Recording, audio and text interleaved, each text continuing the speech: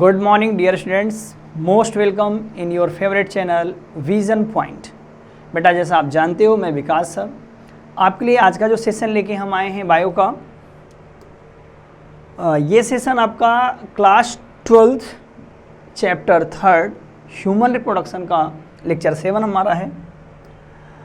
आज का जो ऑब्जेक्टिव हमने रखा हुआ है, जो चीज़ें हम आज समझेंगे क्लास में, फेट ऑफ जर्म लेयर। आप प्रीवियस लेक्चर्स में आपने क्या पढ़ा था कि how to embryo implanted into uterine cavity, embryo का इम्प्लांटेशन किस तरह से हो रहा है और वहाँ पे एम्ब्रियोनिक डेवलपमेंट किस तरह से आपको आगे दिखेगा। तो वहाँ पे हमने देखा कि एम्ब्रियो इम्प्लांट हो जाता है कहाँ पे, यूट्राइन कैविटी में हमने पढ़ा था प्रीवियस क्लास में।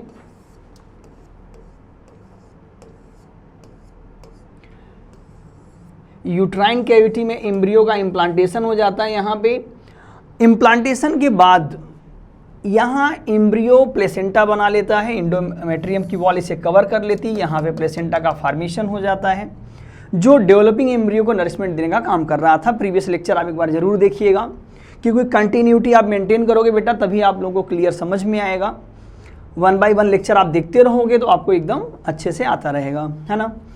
तो आप देखो यहाँ पे आज जो हम बात करेंगे, यहाँ पे जो हमारा एम्ब्रियो इम्प्लांट हुआ है, जो ब्लास्टोसिस्ट आपने प्रीवियस क्लास में पढ़ा था, तो ब्लास्टोसिस्ट का जो स्ट्रक्चर है वहाँ पे कितने जर्म लेयर बनेंगे। सबसे पहले तो हम इसी पे बात करेंगे, फेट ऑफ जर्म लेयर क्या है, उनका फ्यूचर क्या है।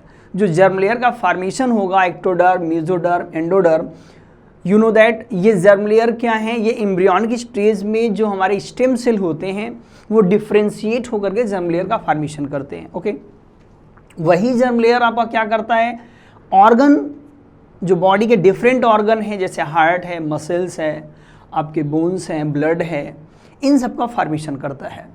तो हम नेक्स्ट टॉपिक ऑर्गेनोजेनेसिस में इस पर हम बात करेंगे। And then foetus gestation period complete करने के बाद पार्टरीशन में आता है, पार्टरीशन के बाद लैक्टेशन, देन ट्विंस। अक्सर ये इंटरेस्टिंग टॉपिक है कि how to twins are created. Twins दो तरह के होते हैं, कभी कभी आप देखोगे लड़का लड़का ट्विंस में है, बॉय बॉय, गर्ल गर्ल, आप देखोगे लड़की लड़की है, but sometime boy and girl both. तो ये आखिर कैसे होता है, तो इस पर हम डिस्कस करेंगे एट लास्ट। और ये आपका आखिरी सेशन है इस चैप्टर का। तो स्टार्ट करते हैं हम। सबसे पहले फेट ऑफ जर्म लेयर पे हम बात करते हैं। ओके, तो फेट ऑफ जर्म लेयर का मतलब बेटा जो हमने ब्लास्टोसिस्ट आपको बताया था, आप देखोगे तो ब्लास्टोसिस्ट का जो फॉर्मेशन हमारा होता है, यहाँ पे एम्ब्रियो बन जाता है। ओके, तो एम्ब्रियो जब डिफ्रेंशिएट होता है तो इसमें 3 जर्म लेयर बनती हैं। कौन कौन सी जर्म लेयर बनती हैं याद रखिएगा। सबसे पहली जर्म लेयर बनती है इक्टोडर्म, सेकेंड नंबर पे बनता है बेटा मेसोडर्म, थर्ड नंबर बनता है एंडोडर्म।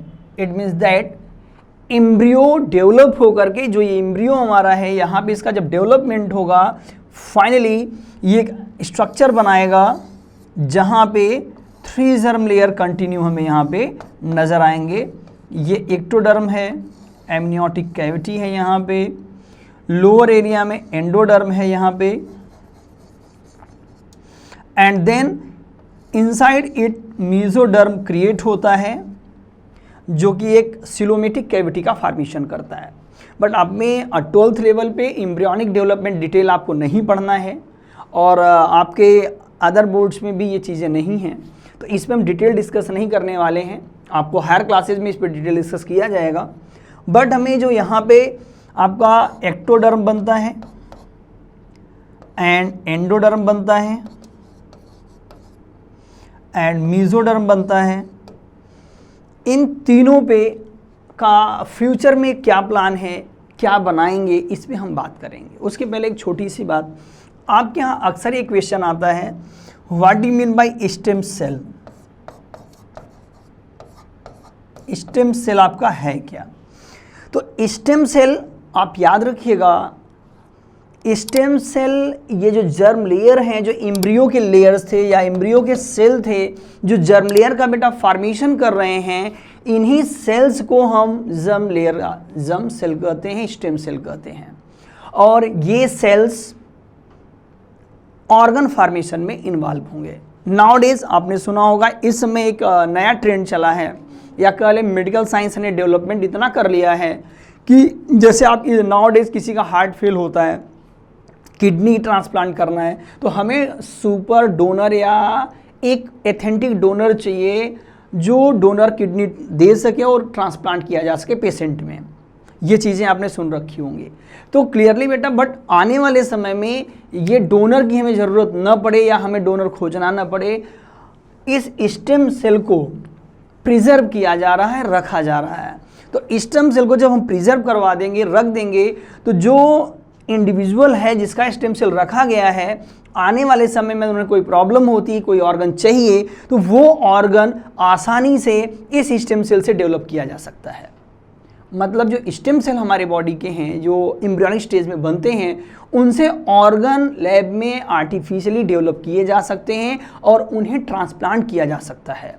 तो ये बहुत अच्छे से याद रखना आपको स्टेम सेल के क्या क्या एडवांटेजेस हैं। तो स्टेम सेल ही ये सब चीज़ें बनाएगा, याद रखिएगा, ये जर्म लेयर्स की जो मैं बात कर रहा था।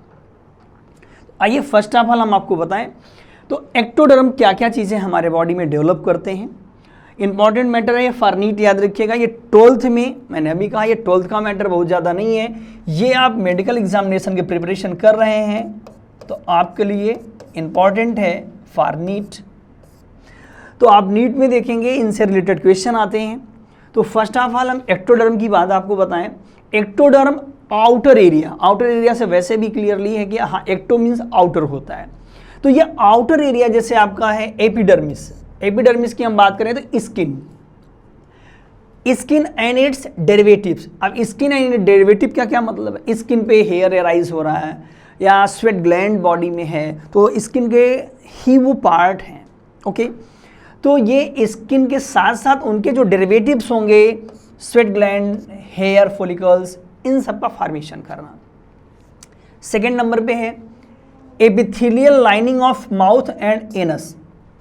एपिथेलियल लाइनिंग का मतलब यू नो दैट जो इंटरनल लाइनिंग है, इनका फॉर्मेशन करना, जो ये बाहर की तरफ लिप जैसे बन जाता है, और एनस का एपिथेलियल लेयर का फॉर्मेशन करना, इन्हीं का वर्कआउट है। कॉर्निया एंड लेंस ऑफ आई। तो आई में आप देखेंगे जैसे एलियरी मसल्स है और भी स्ट्रक्चर आपको बताया जाएगा लेटर ऑन, बट यहाँ पे कॉर्निया और लेंस की सिर्फ बात की जाए तो ये एक्टोडर्म से इनका फॉर्मेशन होता है। नेक्स्ट नंबर पे सबसे इंपॉर्टेंट हम आपको बताएं, मोस्टली आपके यहाँ नीट में क्वेश्चन आता है, ब्रेन या नर्वस सिस्टम। तो हमारे बॉडी का जो नर्वस सिस्टम है या हमारे बॉडी का जो ब्रेन है, इनका डेवलपमेंट आपको कहाँ से दिखेगा? तो फेट के या इम्ब्रियो का जो एक्टोडर्म है वो बनाएगा nervous system. It means that brain का फॉर्मेशन, न्यूरॉन का फॉर्मेशन, नर्वस सिस्टम का फॉर्मेशन कौन करता है? एक्टोडर्म करता है। वेरी वेरी मोस्ट इंपॉर्टेंट, याद रखिएगा ये है। नेक्स्ट नंबर पे जो सेंसरी रिसेप्टर है, बिकॉज स्किन का फॉर्मेशन कौन करता है? एक्टोडर्म करता है, सेंसरी रिसेप्टर भी यही बनाएगा। एडिनल मेड्यूला, ये आपको याद रखना होगा। Tooth in ML, you know that hardest part of the body. Epithelial of pineal and pituitary gland. Epithelium का मोस्टली फॉर्मेशन कौन कर रहा है? एक्टोडर्म कर रहा है। ओके, तो ये कुछ इंपॉर्टेंट मैटर हैं जहाँ पे जो आपको याद रखने हैं। सेकेंड नंबर पे आइए, ये आप नोट कर लीजिएगा, मीजोडर्म। मीजोडर्म क्या बनाता है? आप देखिए, notochord, skeletal system, muscular layer, stomach and intestine, excretory system, circulatory lymphatic system. Important देखिए यहाँ पे आपको दिख जाएगा, मसल्स, स्केलेटन पूरा का पूरा आपका मीजोडर्म बना रहा है। हार्ट कौन बनाएगा? देखिए सर्कुलेटरी सिस्टम यदि ये बना रहा है तो हार्ट, ब्लड सब यहीं पे बनेगा। तो इंपॉर्टेंट क्वेश्चन है आपसे रिलेटेड है कि which derm make the heart, which derm make the blood, तो ये रिलेटेड है इनसे। Reproductive system except germ cell को छोड़ के यही बनाते हैं। डर्मिस ऑफ स्किन, देखिए स्किन का जो अपर लेयर है वो एपिडर्मिस बनाता है, बट जो सेकेंड लेयर है आप देखोगे वो डर्मिस जो होता है वो मेसोडर्म बनाता है। Lining of body cavity, adrenal cortex, ये चीज़ें क्या हैं? जो इंटरनल बॉडी की लाइनिंग है, गट की लाइनिंग है, वो मेसोडर्म बनाएगा। और एडिनल कॉर्टेक्स, एडिनल ग्लैंड है, आप 11 में पढ़े होंगे, तो उसमें दो पार्ट होता है। आउटर पार्ट को कॉर्टिकल एरिया कहते हैं, इनर पार्ट को मेड्यूला कहते हैं। तो यहाँ देखिए कॉर्टिकल एरिया जो है मेसोडर्म बनाता है। सेंट्रल एरिया एंडोडर्म बनाता है। नेक्स्ट नंबर पे ये आप यू नो दैट सारे पार्ट आपको 1 बाय 1 लिख लेने हैं। एंडोडर्म, एंडोडर्म की हम बात करें तो epithelial lining of digestive tract, से डाइजेस्टिव ट्रैक्ट की एपिथेलियल लाइनिंग बनाएंगे। आपके जो रेस्पिरेटरी सिस्टम है, लंग्स का इंटरनल एरिया है, एंडोडर्म बनाएगा। Lining of urethra, urinary bladder, reproductive system, ये सब लाइनिंग की मीन्स क्या है, जो इंटरनल डक्ट हैं इन सब के, उन डक्ट की जो लाइनिंग होगी, इंटरनल कवरिंग आप कह सकते हो, इंटरनल कवरिंग होगी, उनका फॉर्मेशन एंडोडर्म करने वाला है या करेगा। Liver, pancreas, thymus, thyroid, parathyroid gland, इन सब का फॉर्मेशन एंडोडर्म करेगा। ऐसा नहीं सिर्फ इतने ही नाम जितने लिखे हैं इतना ही बॉडी में पार्ट होते हैं या इतने ही ऑर्गन ही बनाते हैं, ये उनमें से इम्पॉर्टेंट ऑर्गन हैं जो आपके एग्जामों में अक्सर पूछे गए हैं या पूछे जाएंगे। इंपॉर्टेंट क्वेश्चंस आपको यहाँ पे शेयर किया जा रहा है। ओके, नेक्स्ट पॉइंट पे हम बात कर लेते हैं। यू नो दैट हम बात करें कि ऑर्गन अभी हमने देखा कौन कौन बना रहा है, बट ऑर्गेनोजेनेसिस में जर्म लेयर्स किस टाइम पे कितने समय के बाद कौन सा ऑर्गन डेवलप हो जाता है बॉडी में, हम उसको एक बार डिस्कस करेंगे।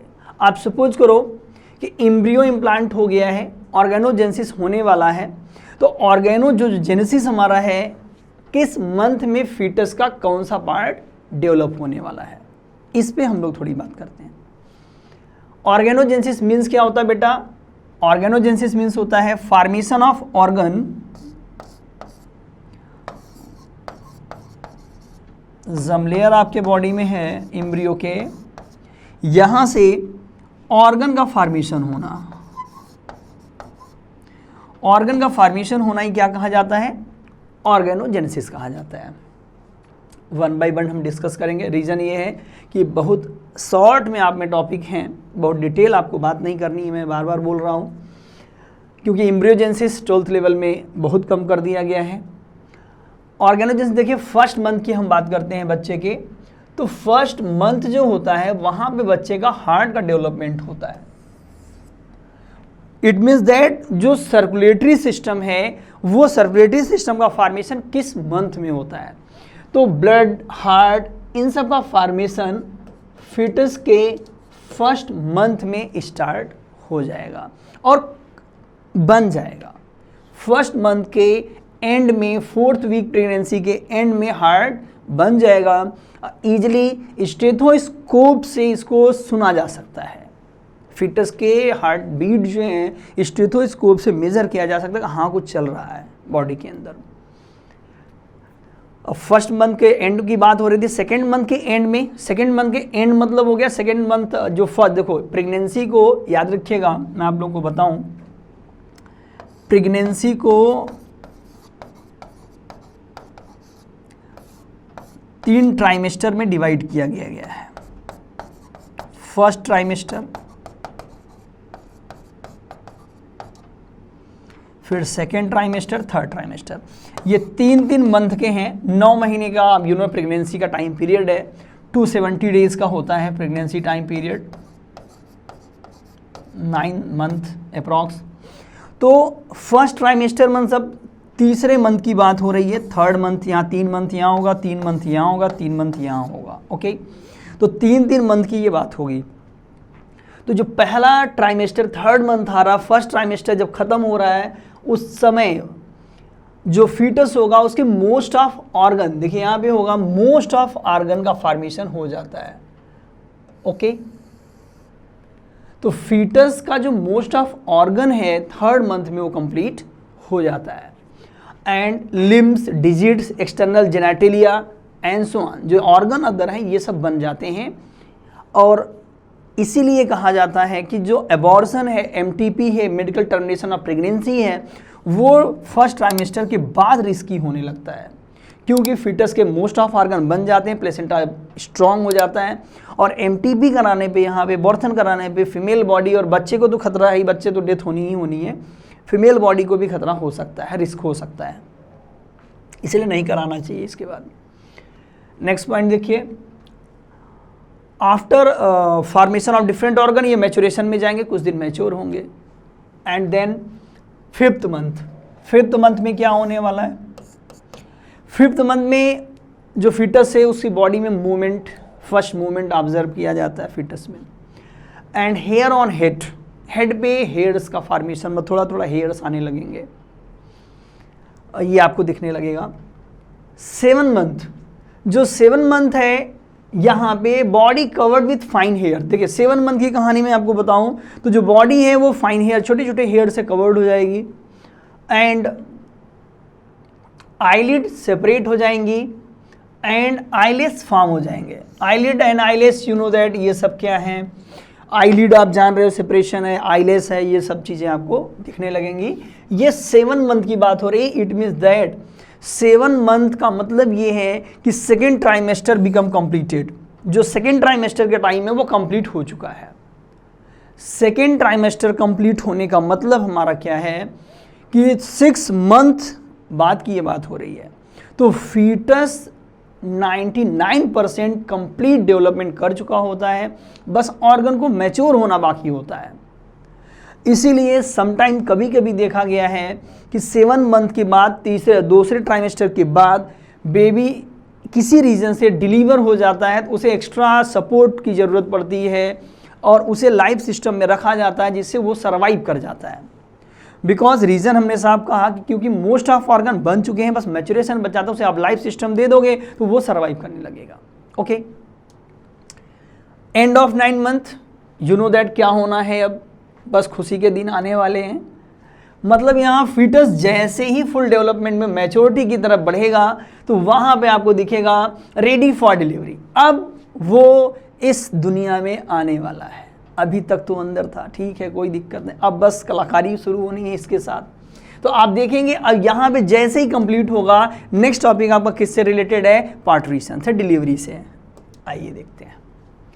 देखिए यहाँ पे एक वर्ड लिखा है, ये साइंटिफिक वर्ड है, कॉमन लैंग्वेज में यूज़ नहीं होता है। कॉमन लैंग्वेज में जो वर्ड यूज़ होता है डिलीवरी यूज़ होता है, आप सब जानते हो। बट आप चूंकि बायो के स्टूडेंट हो तो आप डिलीवरी वर्ड कम यूज करेंगे, आप पार्टूरेशन वर्ड यूज करेंगे। Because parturition is a scientific word which deals with delivery of newborns after gestation period. Okay, तो गेस्टेशन पीरियड के बाद का ये टाइम पीरियड मैं बता रहा हूँ जब गेस्टेशन कंप्लीट हो जाता है और फीटस बाहर आने वाला है। तो अब आप सपोज करो यूट्राइन कैविटी है, यहाँ पे हम बता दें आपको। यूट्राइन कैविटी है और यूट्राइन कैविटी में आप जान रहे फीटस यहाँ पे कोरियानिक विलाई के बीच में ये एमनियोटिक लेयर है। यहाँ पे सपोज करो फीटस है, यहाँ से ये अटैच है।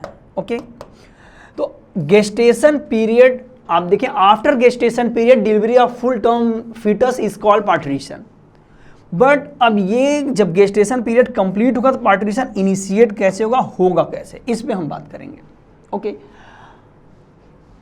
अब जो फीटस हमारा है, जो प्लेसेंटा इनका बना हुआ है, पार्टूरेशन के लिए सिग्नल वहीं से क्रिएट किया जाएगा।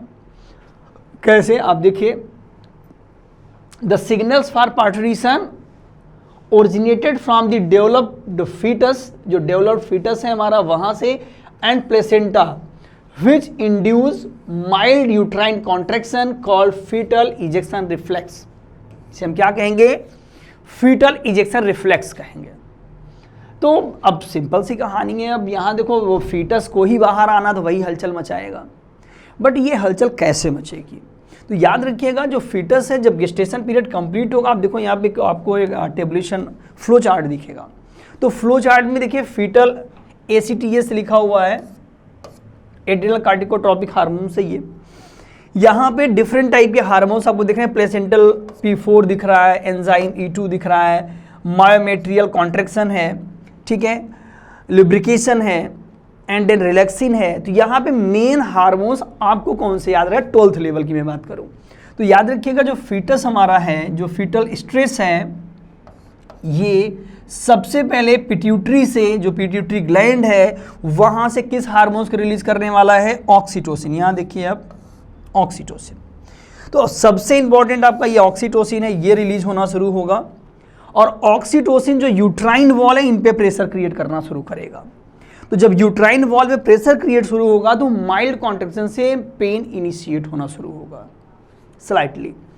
अब पेन शुरू होगा तो फीटस में मूवमेंट होगा, ये एमनियोटिक लेयर जो है ये ब्रेक हो सकती है। अब बट ये फीटस आगे क्या है, यहाँ पे प्लगिंग होती है और बोन है, यहाँ पबिक सिम्फियासिस बोन है, ये रिलैक्स नहीं होगा तो बच्चा बाहर नहीं आ सकता है।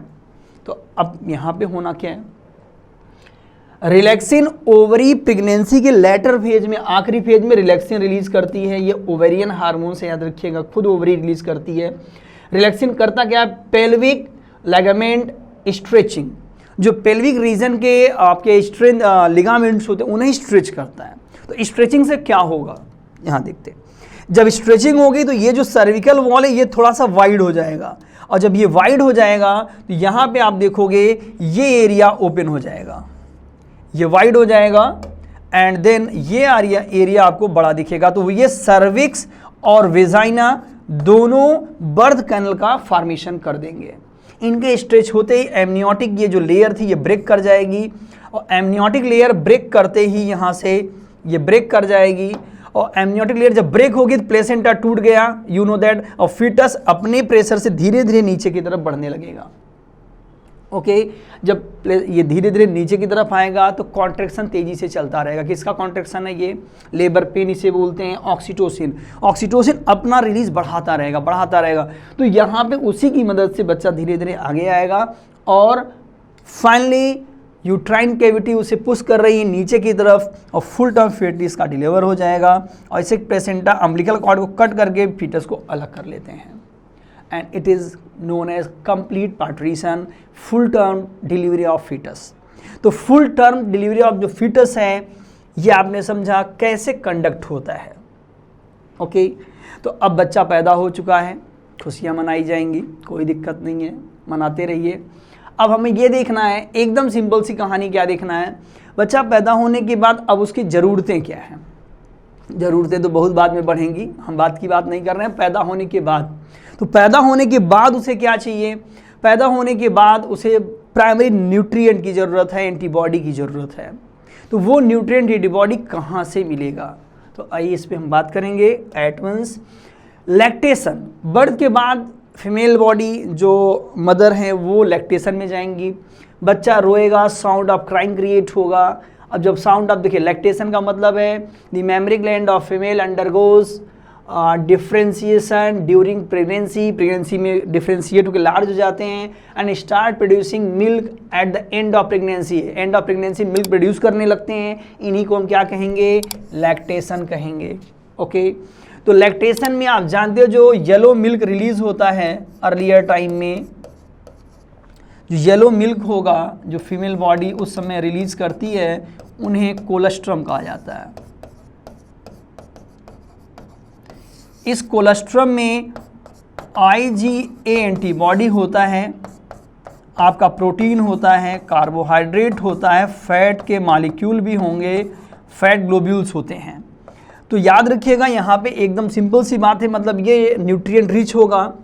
तो जैसे ही बर्थ होगा फीमेल बॉडी के इंटीरियर पिट्यूटरी से वही क्राइंग के बाद स्टिमुलेशन शुरू हो जाएगा, और जो पोस्टीरियर पिट्यूटरी है वो ऑक्सीटोसिन को रिलीज़ करने लगेगी, एंटीरियर प्रोलैक्टिन को रिलीज़ करने लगेगी।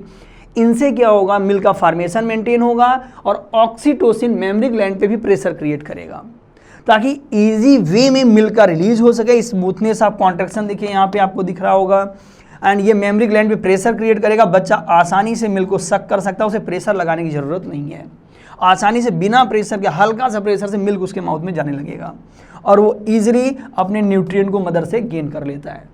क्योंकि आप जान रहे हो बहुत छोटा फीटर अभी डिलीवरी हुआ तो वो मिल्क कैसे भी सकिंग कैसे कर सकता है, तो बहुत उसे प्रेशर लगाने की ज़रूरत ही नहीं है। यहाँ पे ये इसके रिक्वायरमेंट को फीमेल बॉडी के जो हार्मोन्स हैं वो कंप्लीट करते हैं, इसीलिए ऑक्सीटोसिन को मिल्क इजेक्शन हार्मोन्स कहा गया। इंपॉर्टेंट है, नीट में कई बार क्वेश्चन आपसे पूछा जा चुका है, मिल्क सिक्रीशन हार्मोन्स या मिल्क इजेक्शन हार्मोन्स कौन सा क्या नाम है, तो यू नो दैट, इसे याद रखिएगा, भूलना नहीं है।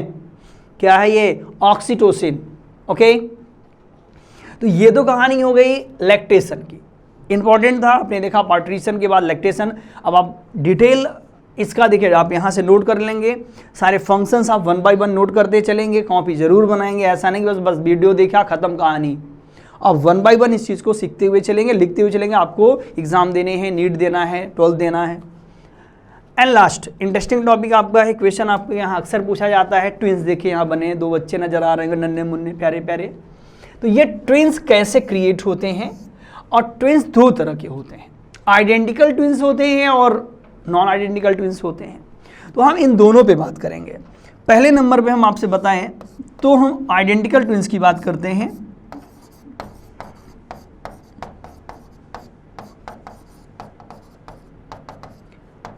आइडेंटिकल ट्विंस का फॉर्मेशन कैसे होता है, तो एकदम सिंपल सी कहानी। आइडेंटिकल ट्विंस का फॉर्मेशन जो है ये मोनोजाइगोटिक होते हैं। कैसे होते हैं, अब बायोलॉजिकल लैंग्वेज में भी बात की जाएगी।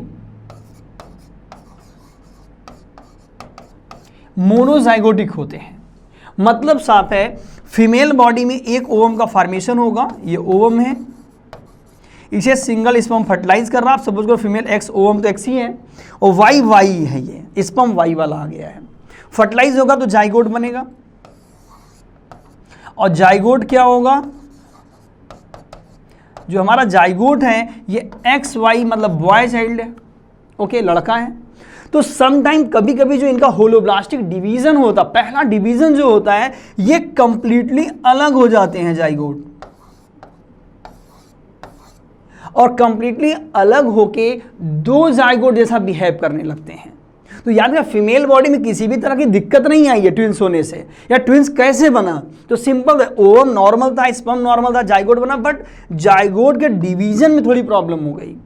तो ये दोनों अलग अलग जाइगोट एम्ब्रियो बनाएंगे या फीटस बनाएंगे आगे चल के। तो इन दोनों फीटस की खास बात क्या होगी, ये दोनों फीटस का जो सेक्स होगा सिमिलर होगा। तो ये मोनोजाइगोटिक ट्विंस होंगे, ये मैच करेंगे आपस में। जुड़वा फिल्म आपने देखा होगा, एक को मारो दूसरे को चोट लग रही है, काहे लग रही है। कभी कभी ऐसा देखने को मिलता है, जो इनका जो मार्फोलॉजिकल स्ट्रक्चर वो तो सेम है ही है, internal property due to hormonal activity ये कोरिलेट कर जाती है।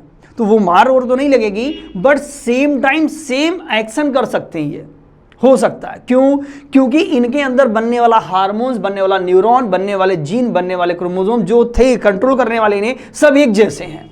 तो हो सकता है एक बार एक जैसा रिस्पॉन्स दे दें, तो ये पॉसिबल है। मोनोजाइगोट ट्विंस में यहाँ पे एक प्रॉब्लम कभी कभी और देखने को मिलती है। कौन सी प्रॉब्लम है वो, बहुत बड़ी प्रॉब्लम है वो, साइमन्स ट्विन। साइमन ट्विंस क्या होते हैं, साइमन ट्विंस में आपने कभी देखा होगा टीवी वगैरह में, तो 2 बच्चे आपस में जुड़े रहते हैं, कहीं सर जुड़ा है, कहीं कमर जुड़ा हुआ है, कहीं हाथ जुड़ा हुआ है। तो ये जुड़ा हुआ कैसे आया, तो ये देखिए यहाँ पे ये सेपरेट हो रहा था, समटाइम कोई पार्ट जाइगोट का जुड़ा हुआ है। तो डेवलपमेंट में जो पार्ट जुड़ा है वो बच्चे का, जो दोनों ट्विंस बनेंगे इनके जुड़े हुए होंगे। तो साइमन ट्विंस में आपने गेस किया होगा, लड़की है दोनों लड़कियाँ होती हैं, लड़के हैं दोनों लड़के होते हैं, सेम मार्फोलॉजी होती है, because they develop from monozygotic twins, या मोनोजाइगोटिक होते हैं, आइडेंटिकल ट्विंस होते हैं। क्लियर हुआ आप लोगों को। तो अब आपको एकदम कंफ्यूजन नहीं होगी कि आइडेंटिकल ट्विंस कैसे बन जाते हैं। तो एकदम सिंपल तरीका, चूंकि आप बायो के आप इजीली समझ सकते हैं आप लोग।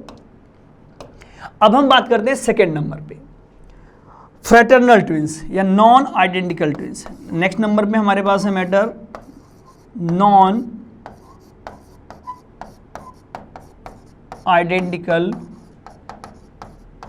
ट्विंस।